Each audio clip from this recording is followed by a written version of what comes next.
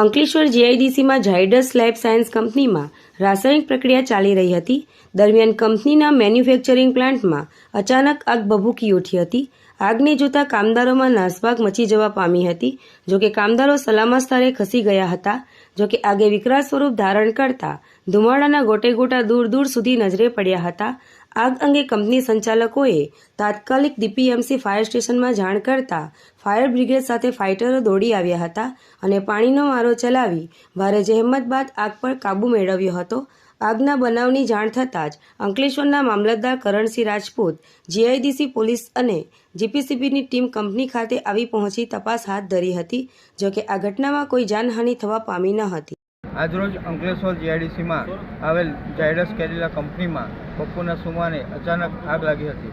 Plant number C9માં આગ લાગી હતી અને આગ કયા કારણસર લાગેલ તે જાણી શકાયેલ નથી. અત્યારે ફાઇટર પોલીસને તમામ સ્થળે આવેલ છે અને કોઈ જાનહાનિના અત્યારે સમાચાર મળેલ નથી.